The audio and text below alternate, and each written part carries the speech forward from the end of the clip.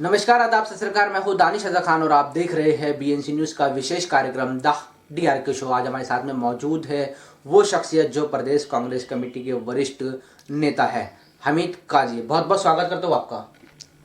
शुक्रिया। काजी साहब, पहला सवाल आपसे कि आपको तो वैसे खैर किसी के परिचय की मोहताज नहीं है आप, लेकिन फिर भी हमारे जो है दर्शकों को बताइए कि आपका जन्म कहाँ हुआ, शुरुआती शिक्षा आपने जो है कहाँ तक हासिल की। मेरा जन्म महाराष्ट्र में पाचोरा, जलगांव जिले का एक तहसील है पाचोरा, वहाँ मेरा जन्म हुआ है। 1/3/1951 की मेरी पैदाइश है और 1955 से मेरे वालिद बुरहानपुर में फ्रूट के बिजनेस के सिलसिले में आए थे और यहीं से जब से स्थापित हो गए।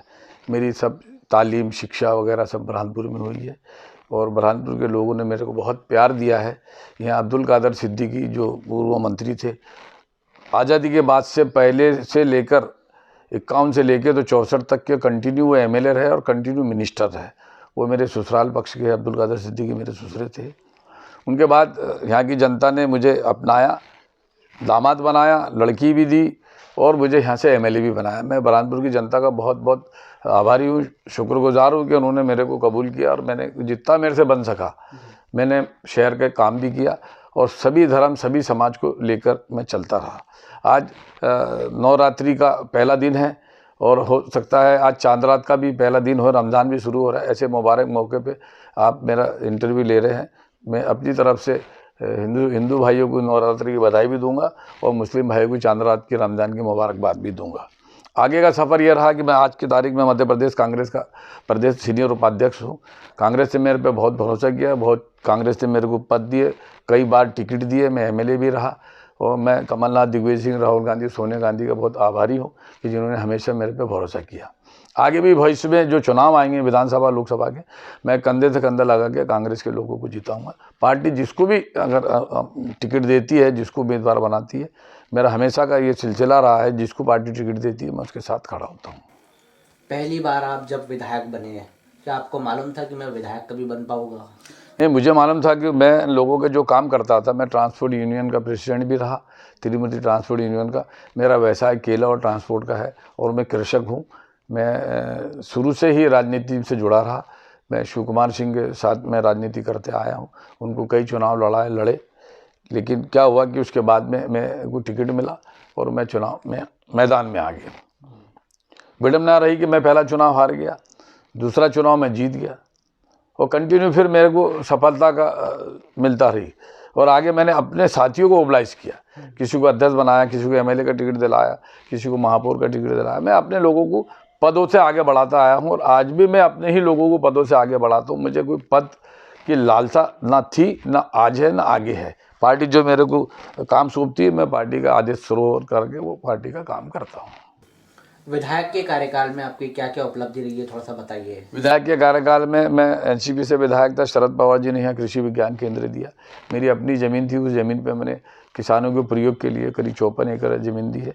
वो मेरा एग्रीमेंट है सेंट्रल गवर्नमेंट से कि मैं उसमें कोई फंडिंग नहीं होती है, उसमें कोई पैसा नहीं आता, सिर्फ साइंटिस्टों की तनख्वाह आती है और साइंटिस्ट किसानों के खेत पे जाके उनके दुख दर्द में साथ बनते हैं, उनकी मट्टी का परीक्षण करते हैं, उनकी फसल में क्या बीमारी लगती है वो देखते हैं और वो कृषि विज्ञान का प्रयोग करते रहते हैं। ये एक बहुत बड़ी उपलब्धि मेरे कार्यकाल में कृषि विभाग के माध्यम से मेरे को मिली है।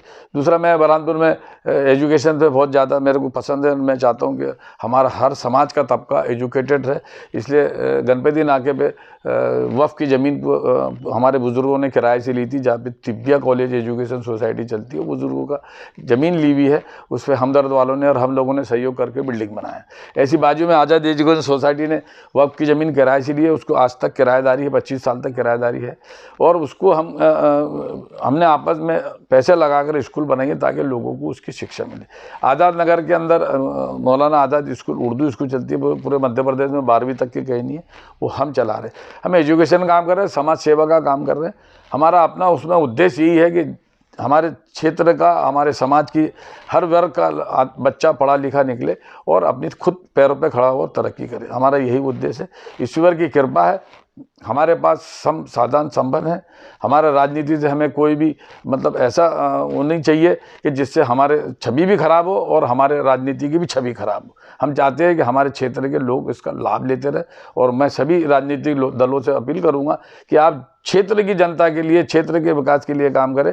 अपने राजनीतिक द्वेष एक तरफ रख के क्षेत्र की जनता को हम क्या कर सकते, क्या से ज़्यादा फ़ायदा पहुंचा सकते। अभी उपलब्ध आज की तारीख में इतनी बड़ी आपदा आई है किसानों के ऊपर कि ये बहुत ज़बरदस्त बारिश आई है। कहते हैं ऐसा कि जब दुनिया में जुल्म ज़्यादा बढ़ता है, पाप ज़्यादा होते हैं, तो बारिश, पानी, तूफान, दलदले आते हैं।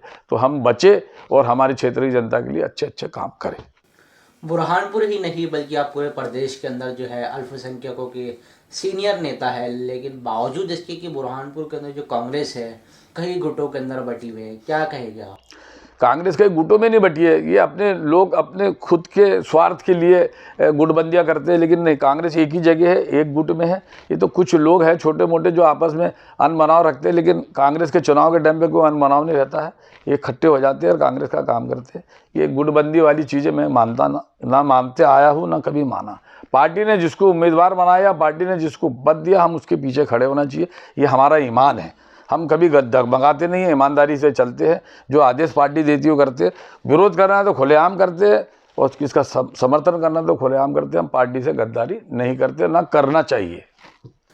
अगर आपको कहीं ना कहीं ऐसा लगता भी है कि पार्टी कहीं ना कहीं गुटों के अंदर है भी, नहीं भी है, अगर है भी तो इसको एकजुट करने के लिए क्या करेंगे आप? नहीं, सब एक मेरे को तो लगता नहीं कहीं है। ये तो आपसी के थोड़े हर घर में बर्तन बसते हैं, और अगर जरा सी कहीं मिसअंडरस्टैंडिंग भी है तो मैं सीनियर के नाते मैं सबके इकट्ठे बैठा के एक उनके आपसे मनमुटाव दूर करूँगा। ये मेरी जिम्मेदारी है, ये मेरा दायित्व बनता है, मेरा कर्तव्य है कि घर में अगर कोई आपस में बच्चे भिड़ते हैं, लड़ते हैं, तो बड़े जो घर का प्रमुख होता है उसका काम। तो मैं सीनियर कांग्रेस में हूँ, मेरा कर्तव्य है, मैं अपना दायित्व निभाऊंगा, सबको एक जगह इकट्ठे करूँगा और एक ताकत से, एकजुट से चुनाव लड़ाऊंगा। लेकिन फिर भी कुछ कांग्रेस की ही, आपके ही बुरहानपुर जो कार्यकर्ता है उनका कहना है कि कांग्रेस कई गुटों में बढ़ चुकी है।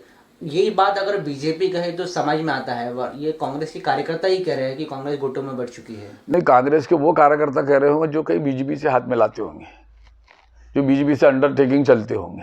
कांग्रेस का कोई ऐसा खानदानी कांग्रेसी कार्यकर्ता कभी नहीं कहेंगे कि कांग्रेस गुटों में बटी है। और आज की तारीख में जितनी गुटों में बीजेपी बटी है, 20-22 उम्मीदवार है एमएलए के लिए बीजेपी के पास, पहले से लेके तो नीचे तक उम्मीदवार है। कितने गुट वहाँ बने हुए, ऐसा कांग्रेस में तो कोई गुट है नहीं। ये है कि कोई कांग्रेस का है छोट भैया हमारा कोई होगा कि बीजेपी से हाथ मिलाकर वो कहता होगा गुट में बटी है, तो मैं मानता नहीं, क्योंकि मैं जिम्मेदार व्यक्ति हूँ। मैं कांग्रेस को एकजुट रखना चाहता हूँ और एकजुट रखूँगा। जो भी फेरबदल हुआ है कांग्रेस के अंदर, बुरहानपुर के अंदर जो जिला अध्यक्ष के अंदर बदली आई है, इन दोनों को आप किस रूप में देखते हैं? नहीं, ये तो नेचुरल है। हर 5 साल के बाद कांग्रेस का अध्यक्ष बदलता है, बीजेपी हर पार्टी में बदलता है। अब पिछले 15-17 साल से हमने एक अध्यक्ष को बना के चलाते आए, पार्टी ने नहीं बदला था। अब बदल दिया तो कोई भलाई बुराई की बात नहीं है, उसको वो नेचुरल है, वो पार्टी का वो संविधान है, बदलते रहेगा। और जो अध्यक्ष बनेगा हम उसके पीछे काम करेंगे। हम देखो, लक्ष्मीदास मास्टर थे अध्यक्ष, तुम्हारे तेजपाल जी भट्ट थे, छगन महाराज थे, शिव कुमार सिंह थे, फिर अजय रहा, कई लोग बनते आए, बनना चाहिए। और ऐसा जरूरी नहीं है कि अब हमको अल्पसंख्यक भी अध्यक्ष बनाना चाहिए या बहुसंख्यक बनाना चाहिए, नहीं। पार्टी जिसको आदेश दे उसने काम करना चाहिए, वो काम करे। हमारा अध्यक्ष पार्टी ने हर्ष रिंकू ठाकुर बनाया है, बहुत अच्छा लड़का है, बहुत अच्छा काम करता है। और इस माली समाज का बच्चा है, उसको पहली बार आज़ादी के बाद तवज्जो दी गई है। और उसको कांग्रेस पार्टी ने, मैं बधाई दूंगा कमलनाथ जी को कि उन्होंने कांग्रेस पार्टी में एक माली समाज के जो पिछड़ी जाति से आते हैं उसको अध्यक्ष बनाया। बहुत बड़ा मतलब कांग्रेस के प्रति उन्होंने एक बहुत अच्छा सोच है, बहुत अच्छा काम किया है। मैं बहुत बहुत बधाई दूंगा दिग्विजय सिंह को और तुम्हारे कमलनाथ जी को कि रिंकू को उन्होंने हर्षा को अध्यक्ष बनाया। लेकिन काजी साहब, फिर भी जो है राजनीतिक जो पंडित है, राजनीतिक जो जानकार है, वो इन दोनों ही जिला अध्यक्षों को जो है कमज़ोर मान रहे हैं और ऐसे कह रहे हैं कि अब बीजेपी को जो चुनाव जीतना आसान हो जाएगा, मुश्किल नहीं रहने का जो चुनौती लग रही है इन दोनों की वजह से। देखो, जिला अध्यक्ष तो मात्र एक पार्टी का कैप्टन होता है जिले का। जो जिले की जो कार्यशैली होती है, जो कार्यक्रम होते हैं, उसको क्रियान्वयन करने के लिए जिला अध्यक्ष बनाया जाता है। पार्टी के निर्देश तो भोपाल से और दिल्ली से आते हैं, उसी के आधार पे जिला अध्यक्ष को क्रियान्वयन करता है, उसी के आधार पर काम होते हैं। पार्टी के कार्यकर्ता मजबूत करते हैं, कोई भी एक व्यक्ति मजबूत नहीं करता। जिला अध्यक्ष अपनी जगह, उन्होंने कार्यक्रम बताया, हम कार्यकर्ताओं का काम है। मैं प्रदेश का उपाध्यक्ष जरूर हूँ, लेकिन मैं जिले के अंदर कार्यकर्ता हूँ। मेरे जिला अध्यक्ष के अधीन काम करूँगा। जैसा मैं पहले जिला अध्यक्षों के अधीन पहले काम कर चुका हूँ मैं, जो जिलाध्यक्ष आदेश करते थे हम उसके अंदर में काम करते थे। ऐसे आगे भी जो जिलाध्यक्ष आदेश करेंगे हम उसका पालन करेंगे। तो जिलाध्यक्ष कभी भी पार्टी का मजबूत ही रहता है, क्योंकि वो पार्टी की इकाई का अध्यक्ष होता है।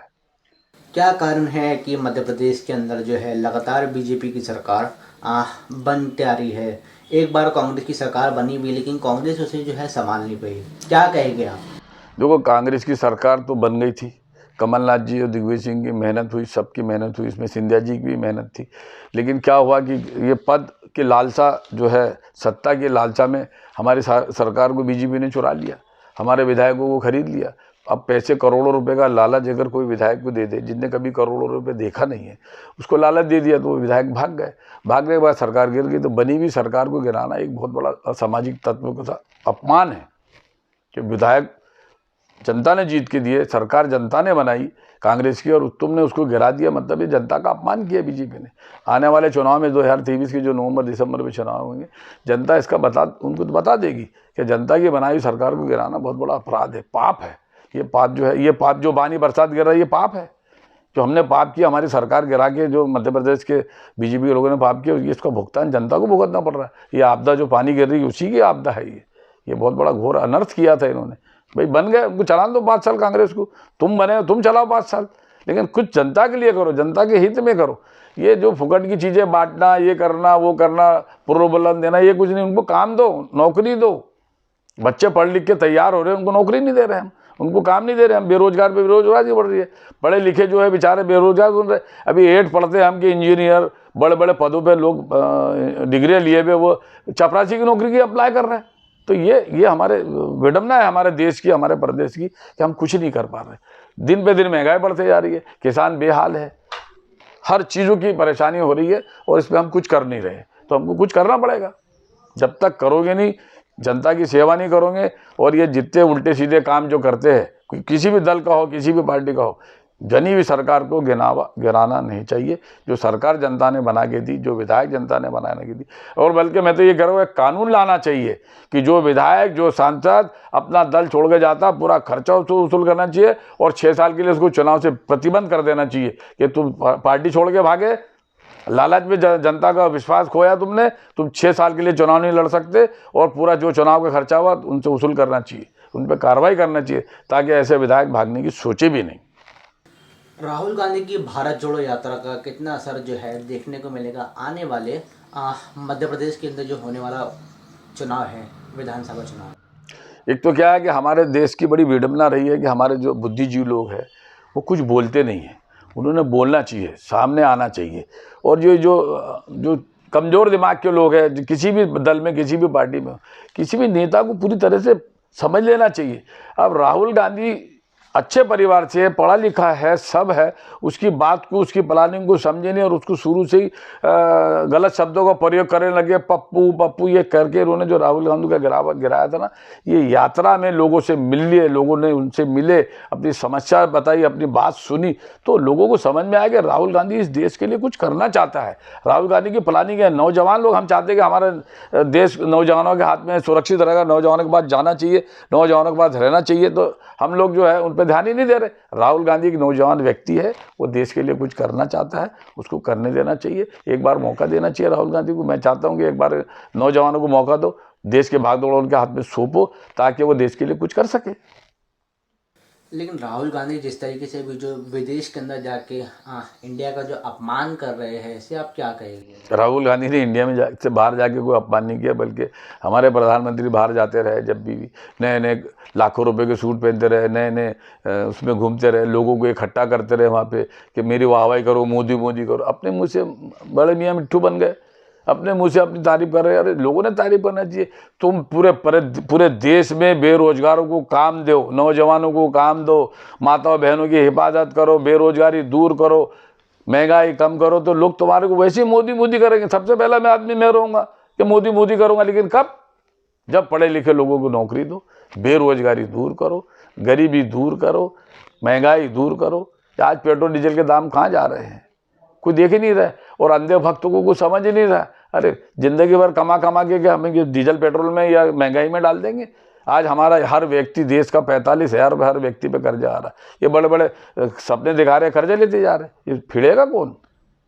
कोई हमारा देश तरक्की नहीं कर रहा है। हमको तरक्की करने के लिए एकजुट होना पड़ेगा, सभी दलों को एक साथ बैठना पड़ेगा और जिसके हक का जो है, जो काम करना चाहता है उसको काम करने दो ना, हो गया। हर किसी को मौका मिलना चाहिए। त्याग की भावना रखो, जैसे सोनिया जी ने त्याग करा, मनमोहन सिंह को प्रधानमंत्री बनाया, त्याग दो।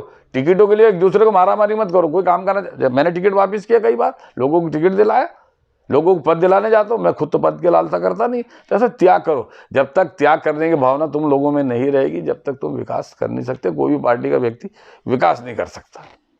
अडानी के जो मामला भी चल रहा है देश के अंदर, लोकसभा के अंदर, क्या कहेंगे आप इस मामले में? भाई अडानी ने, अब कोई भी राजनीति दोस्त बनाते हैं, लालच में बनाते हैं। हमारे प्रधानमंत्री ने अडानी को दोस्त बनाया और पूरी बैंकों का पैसा दे दिया, करोड़ों अरबों रुपए उनको दे दिए। क्या जरूरत थी? एक व्यक्ति के पास इतना पैसे दे रहा और इतना पैसा लेके उन्होंने जमाने भर की कंपनियां खोल दी। उनके पास जितनी की एसेट नहीं है उससे ज़्यादा तो उन्होंने लोन ले लिए। तो इसका भुगतान कौन होगा? सब एयरपोर्ट किराए दे दिए, रेलवे किराए से दे रहे। तो ये तो पुराने अंग्रेजों के सिस्टम आ गया कि अंग्रेजों को सब पहले राजा महाराजाओं ने उसको दे दिए थे। कई एयरपोर्ट दे रहे थे, कई तुम्हारे बंदरगाह दे दे रहे थे, कई कंपनियां दे दे रहे, ईस्ट इंडिया कंपनी दे दे रहे थे, जिससे वो ना धीरे धीरे कब्जा कर लिया हमारे देश पे। कब्जा करने के बाद उनके शासन हो गया। तो ऐसे ही उद्योगपति को देश बेच रहे हैं, ये बेचना नहीं चाहिए। बीजेपी इस बार जो है माइनॉरिटी पर आप फोकस कर रही है। आप माइनॉरिटी की जो है सीनियर नेता है और माइनॉरिटी को जो है कांग्रेस का वोट बैंक माना जाता है। कैसे बचाएंगे आप माइनॉरिटी वोटर को बीजेपी से? देखो, माइनॉरिटी किसी भी पार्टी का वोट बैंक नहीं है। माइनॉरिटी हो या बहुसंख्यक हो, जो समाज के हित में, देश के हित में काम करेगा, लोग उसको वोट देते हैं। ये पहली बात तो दिमाग से हटा देना चाहिए कि बहुसंख्यक वोट बीजेपी का है या अदर पार्टी का है। SC ST vote Bahujan Samaj party का है, कांग्रेस का, हिंदू मुस्लिम सिख ईसाई के वोट है, ऐसा नहीं है। जो पार्टी देश हित में काम करेगी, विकास के काम करेगी, वोट उसको देता व्यक्ति। आज के दौर में कोई भी व्यक्ति समझदार है, पढ़ा लिखा है, फेसबुक व्हाट्सएप इतने चलते हैं कि लोग कभी भी देखते नहीं। और ये बीजेपी वाले चाह रहे हैं कि मुस्लिम समाज को लड़जाना चाह रहे हैं या उनको कोई आगे कुछ दिखाना चाह रहे हैं कि हम तुम्हारे लिए करेंगे। तो ऐसा क्यों कर रहे हो? ऐसे काम करो कि हर समाज को वोट बीजेपी को दे, करो तो सही।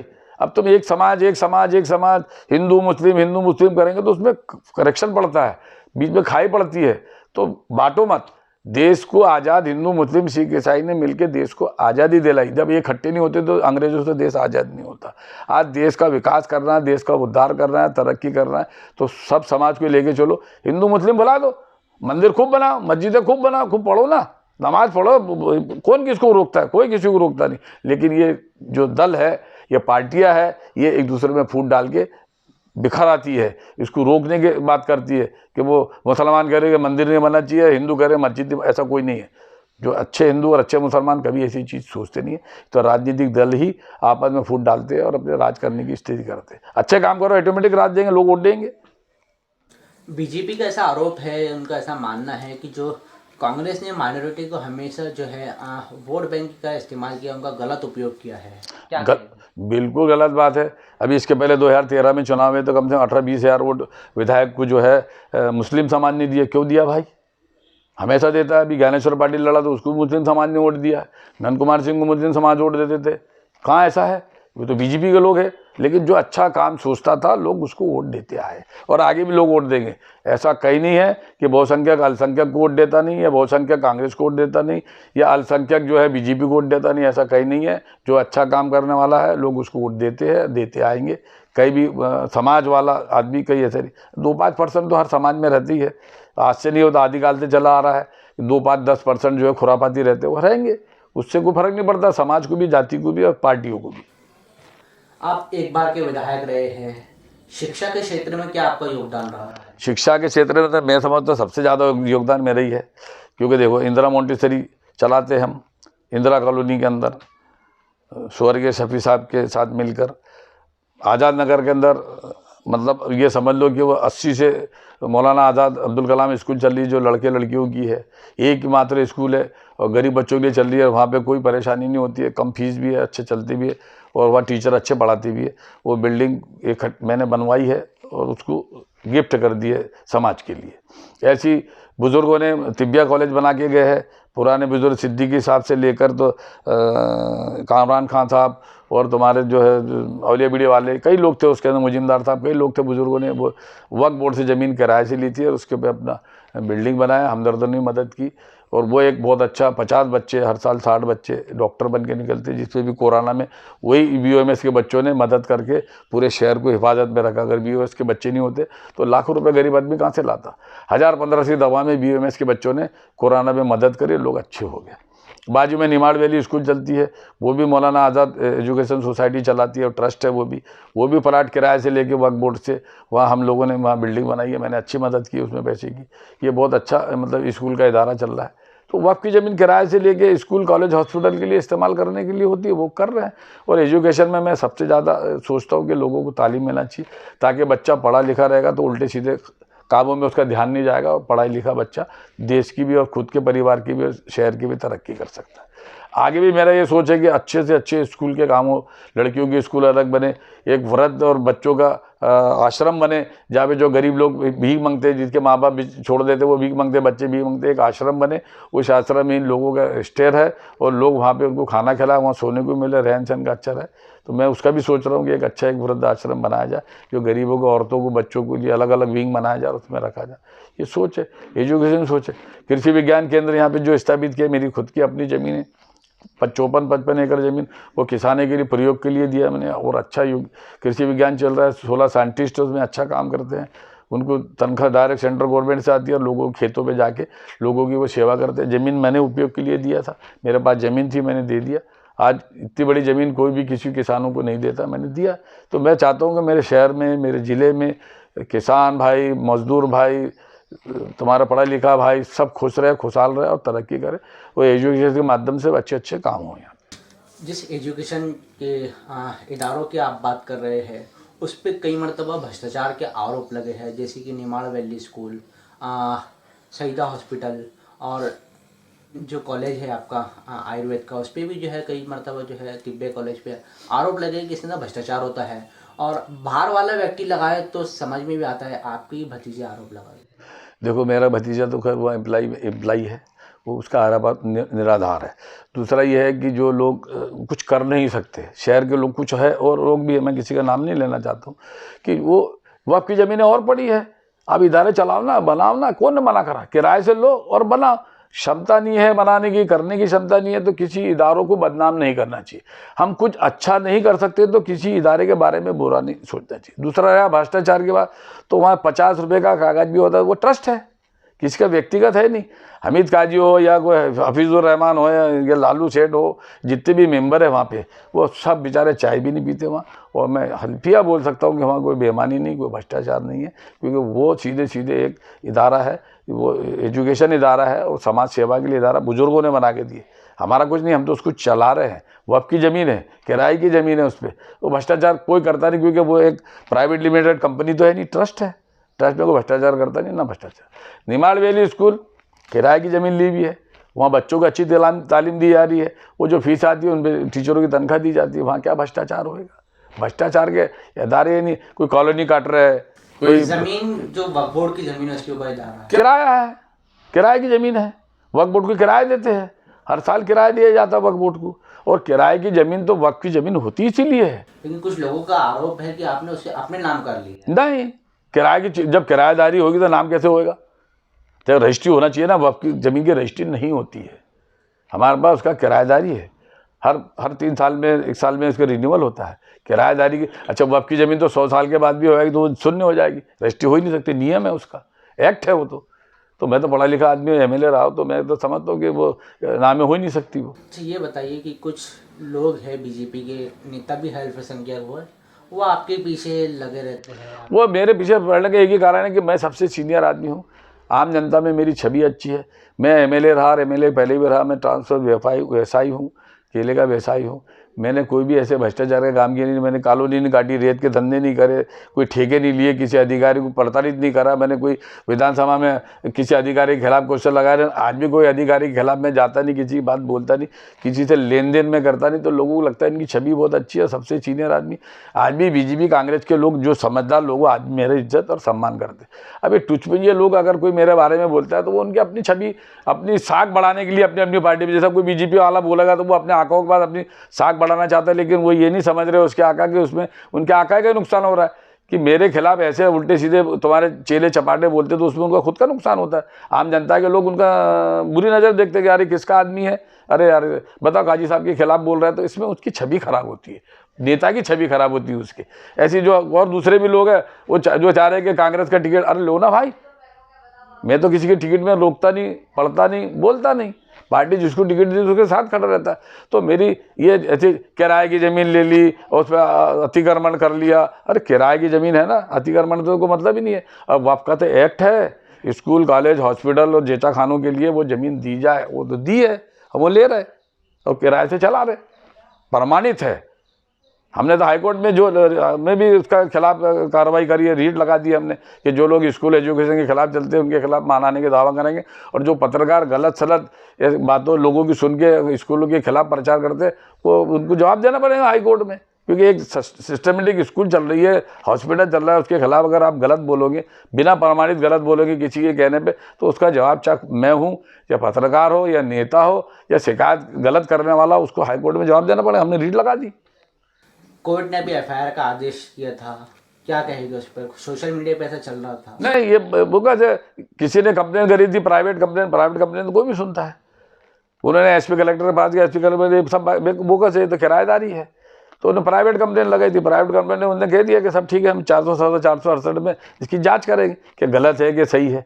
वो कोर्ट ने उस पर स्टे कर दिया, बल्कि कोर्ट तो उस पर नाराज हुआ, स्टे कर दिया कोर्ट ने उस पर। अब दूध का दूध पानी का पानी हो जाएगा। भाई मैं, वो ज़मीन मेरी तो है नहीं, वक्फ की ज़मीन है। मैं आज भी कह रहा हूँ वक्फ की है, वो किराएदारी है। कोई भी चलाएगा उसको, आज मैं अध्यक्ष हूँ, कल दूसरा अध्यक्ष बनेगा, ट्रस्ट है वो तो, मेरा पर्सनल तो है नहीं कि अमित काजी 100 साल तक उसमें रहेगा, नहीं, या उसका खानदान रहेगा, नहीं, ट्रस्ट है, बदलते रहेंगे लोग। तो वो तो व्यक्तिगत छवि मेरी खराब करने की कोशिश करते हैं, बीजेपी के हो या कांग्रेस के हो, उसका नतीजा उनको खुद जनता देगी कि तुम जिस आदमी की छवि खराब कर रहे हो तुमसे तुम्हारी खुद की छवि खराब हो रही है, तुम्हारे चेले चपाटे तुम्हारी छवि पब्लिक में खराब कर रहे हैं। आम पब्लिक ये सोच रही है कि किसका आदमी है, किसके तरफ से बोल रहा है, कोई हो, बीजेपी का हो, कांग्रेस की, कोई भी हो, उसको उसका जवाब देना पड़ेगा। लेकिन जिन लोगों को आपने आगे उंगली पकड़ के राजनीति में लेके आया, वही लोग आज आपका विरोध कर रहे हैं, क्या कहना चाहेंगे आप उनको? भाई देखो, ये तो समय का चक्र है, जो लोगों को आगे अपन लाते हैं वही लोग विरोध करने पे आते हैं, जबकि मेरा उनका ऐसा कुछ नहीं है। मैंने सबको, किसी को अध्यक्ष बनाया, किसी को एमएलए की टिकट दिलाया, कौन है ऐसा जिसको मैंने टिकट दिलाया नहीं? कोई नहीं है ऐसा जिसको टिकट हाथ पकड़ के लेके टिकट नहीं दिलाया। मैं बोल नहीं सकता ना कोई मेरे खिलाफ। ये पीछे से जो लोगों को उचका के काम करते हैं ना, वो गलत है। भाई मैंने तुम्हारा कोई बुरा तो करा नहीं, मेरे पीछे मेरी छवि खराब करने की कोशिश की, उसमें क्या छवि खराब होती है? ये कोई धारा है क्या? अरे मेरे खुद जमीन कब्जा कर लिया किसी के लिए, लोगों ने तो आपकी जमीन नामे लिखवा ली है, रजिस्टर करा ली है, जो उनको ये नहीं मालूम उनका एक्ट है, शून्य हो जाएगी। बड़े बड़े लोगों ने मॉल खोल लिए उसके ऊपर, बड़े बड़ी बिल्डिंगें बना ली लोगों ने उसके ऊपर, लेकिन वक्फ है, 100 साल के बाद भी वक्त पे रहेगा और वो जमीन शून्य होना करना पड़ेगा। मेरे पास तो ऐसी कोई है नहीं, 1 इंच भी बता दो मेरे पास कोई ऐसी है क्या? कोई नहीं। स्कूल तिब्बिया कॉलेज चल रहा है, वो किराए से है, किराएदारी है। और किराया हमने वक्त में भी हमने केस लगा दिया कि ये जो लोग छवि को स्कूल और कॉलेज की छवि को बदनाम करते हैं, जिससे कॉलेज के इदारा के नुकसान होता है, बच्चों का नुकसान होता है, उनके खिलाफ कार्रवाई होगी। मैं तो मानहानि का दावा करूँगा उन लोगों पर, और उनका आगाह को भी आज मैं कहना चाहता हूँ कि समझ लो, अच्छा एक काम करो, अच्छे काम करने में सबका विश्वास करो, किसी के सामने आके लड़ाई लड़ो ना, चुनाव लड़ना है, राजनीति करना, सामने करो। ऐसे लोगों के कंधों पे हाथ रख के क्यों करते? छोटे भाइयों से मेरे बराबरी आओ ना, मैं गलत हो गलत साबित कर दो, उल्टे सीधे कागज बनाओ, ये करो। अरे क्या किराए की जमीन के क्या करोगे तुम उल्टे सीधे कागज बना के? भी कुछ नहीं है, सब बोगस बातें हैं। ये बोगस बातें लोगों ने समझना चाहिए, लोग समझ रहे हैं। ये तो आज चांद रात का दिन है, नवरात्र का दिन है। मैं इसको आपको लोगों को बधाई देता हूँ कि महीना भर लोगों के लिए अच्छा निकले, 9 रात्रि भी अच्छी निकले, सब खुल मिल के रहो। और सभी पार्टी के लोग, मैं सब के व्यक्तिगत किसी पे वो नहीं करे, अपने दम खम पे चुनाव लड़े और जिसको जीतना है ऊपर वाला जिताएगा, अच्छे काम करेंगे तो लोग जिताएंगे। व्यक्तिगत किसी जातियात पे किसी पे हमला नहीं करना।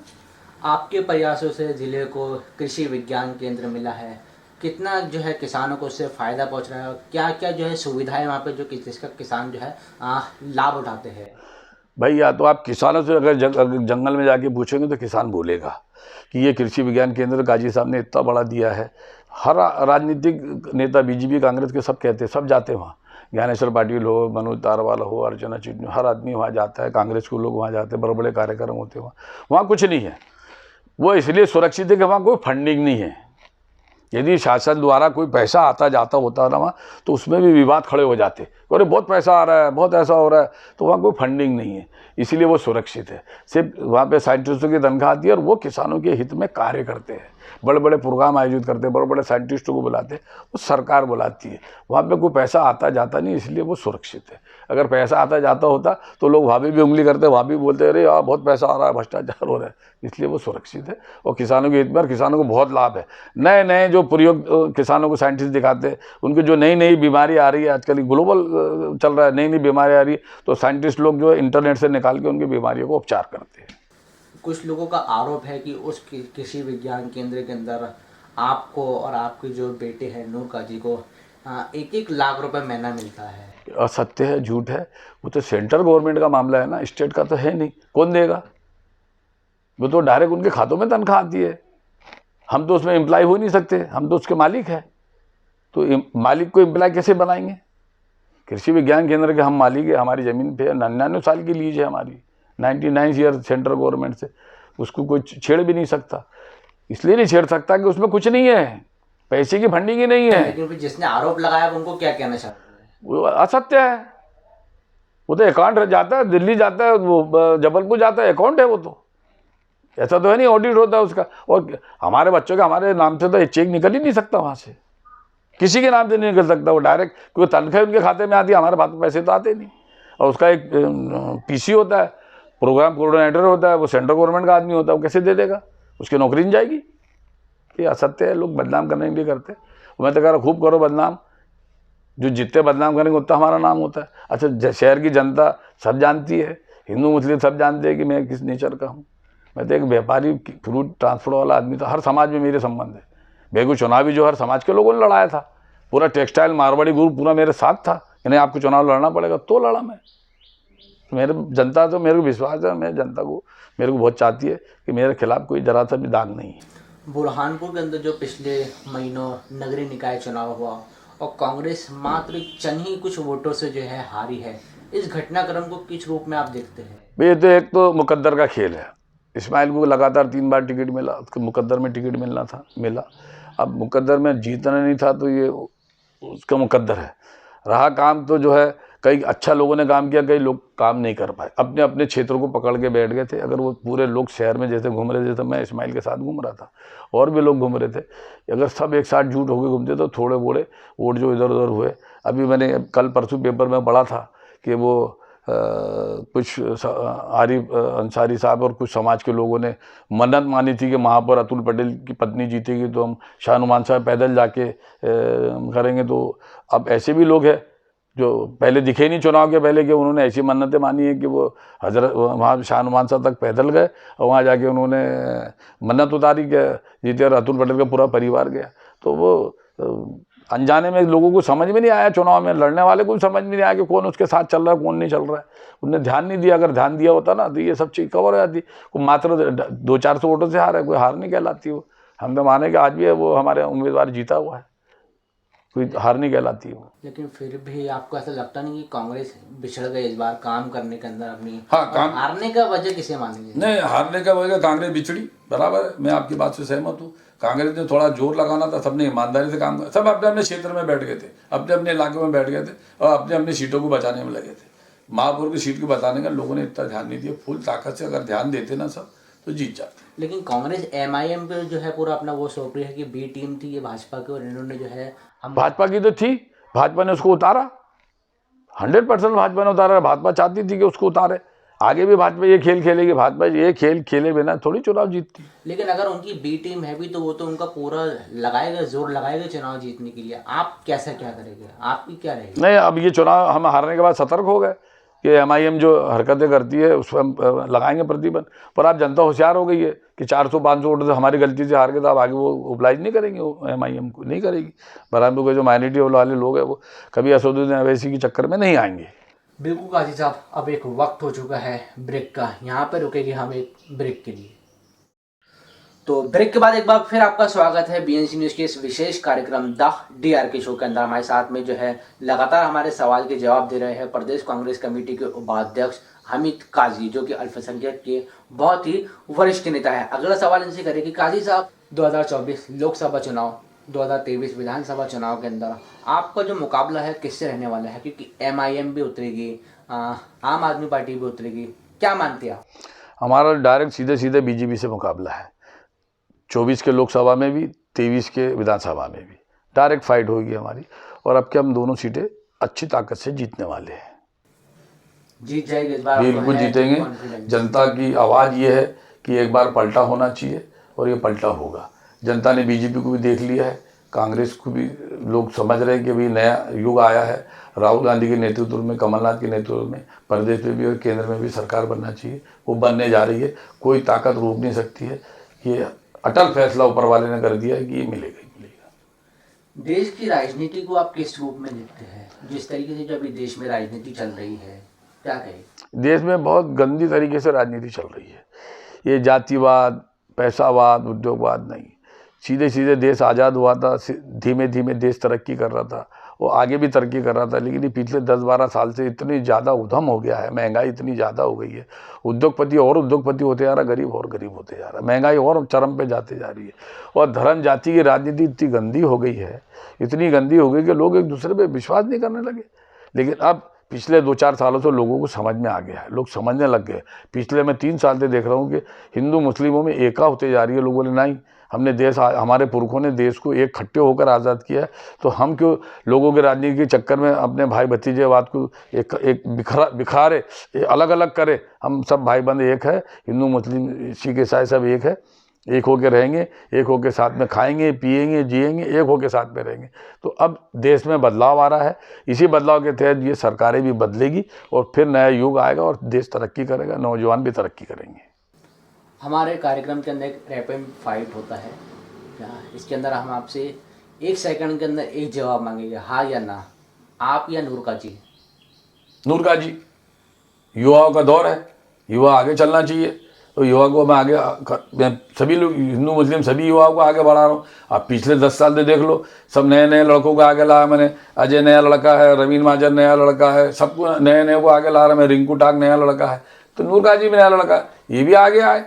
मेरा तो सबके साथ दुआ भी है, आशीर्वाद भी है। अब मेरा तो हो गया। अच्छा, मैं शुरू से त्यागी आदमी हूँ, टिकट मिलता तो दे देता, पद मिलता तो दे देता, लेकिन पार्टी फिर भी मेरे पे विश्वास करके मेरे को उपाध्यक्ष बनाया। मैं चाहता हूँ कि अगले चुनाव जो है नौजवान लड़े, नौजवान आगे आए। मैं लोगों के साथ खड़ा हूँ, कांग्रेस के साथ खड़ा हूँ। कांग्रेस जिसको टिकट देगी मैं उसके साथ खड़ा रहूँगा। बुरहानपुर सीट पर कांग्रेस जो है माइनॉरिटी को टिकट देने में प्राथमिकता रखती है। अगर पार्टी ने आपको टिकट दिया तो आप चुनाव लड़ेंगे? पार्टी मेरे को से पूछती है क्या लड़ना चाहते, किसको लड़ाना चाहते, तो मेरे को टिकट दे दिया था पार्टी ने 2018 में। मैंने अजय का, रवीन महाजन का नाम जाके प्रपोज किया कि भाई इनको टिकट दो। उन्होंने दोनों में से एक को सिलेक्ट किया, उसको टिकट दिया। आगे फिर मेरे को पार्टी अगर ओबलाइज करने पार्टी तो करेगी, मैं सीनियर आदमी हूँ, लेकिन ये भी तो सोचना चाहिए मुझे कि मैं कितना सीनियर हो गया। इसलिए मेरे को फिर ओबलाइज करेंगे तो मैं कहूँगा साहब किसी और को दो। माइनॉरिटी को देना चाहते तो ये नाम दे दूंगा माइनॉरिटी के लोगों के, बहुसंख्यक को देना चाहते तो बहुसंख्यक का नाम दे दूंगा। मैं, मेरे से सलाह लेंगे तो मैं अपनी ओर से सलाह दे दूंगा। आज से रमज़ान भी शुरू हो रहे हैं और नवरात्रि भी आज से शुरू हो गई है, क्या कहना चाहेंगे आप देशवासियों को? मैं सबसे पहले मैं अपने प्रदेशवासियों को, देशवासियों को और मेरे ज़िले वासियों को कहना चाहता हूँ कि नवरात्रि का 9 दिन स्वस्थ, साफ, अच्छे से मनाएं। ये बहुत अच्छे 9 दिन होते हैं, ये बहुत तपस्या के दिन होते हैं। इसके अंदर आप अपने जो है तरक्की की और अच्छी कामनाएं करें, दुआ करें, ताकि ये हमारा शहर जो है विपदा से बचे, लोग अच्छे रहे, मिलजुल कर रहे, भाईचारे में रहे। ये नवरात्रि की मैं अपनी ओर से सभी समाज के लोगों में ओर से बहुत बहुत बधाई देना चाहता हूँ। दूसरा, रमज़ान की आज चांद रात हो सकती है, अगर चांद दिख गया तो रमज़ान भी शुरू हो जाएगा। मैं मुस्लिम भाई से भी कहना चाहता हूँ कि पूरे रमज़ान भर इबादत करे, अल्लाह से दुआ करे कि हमारा मुल्क, हमारा शहर, हमारा प्रदेश, हमारा ज़िला सब खुश रहे, अच्छे रहे, खुशहाल रहे, परेशानी से दूर आए। जो हमने गलतियाँ हमारी कौम ने, हमारे समाज ने करी है, जिसकी सज़ा ये पानी के रूप में ऊपर वाला दे रहा है, ये दुआ करे कि ये हमारे सज़ाओं से बचे और हमारा मुल्क, हमारा शहर, हमारा स्टेट तरक्की करे, हमारे लोग तरक्की करे और अच्छे से सब काम करें। बहुत बहुत शुक्रिया हमको समय देने के लिए। शुक्रिया आपका कि आपने मेरा इंटरव्यू लिया और अच्छी अच्छी बातें पूछी, इसलिए मैं चैनल वालों को और सबको, दानिश खान को, उनको बहुत बहुत बधाई देता हूँ, मुबारकबाद देता हूँ। तो ये थे प्रदेश कांग्रेस कमेटी के वरिष्ठ नेता और प्रदेश कांग्रेस कमेटी के उपाध्यक्ष, जिन्होंने हमारे सवालों के जवाब दिए हैं। आगे फिर होगी किसी नई शख्सियत से मुलाकात। जब तक कि आप भी देखते रहिए BNC न्यूज़।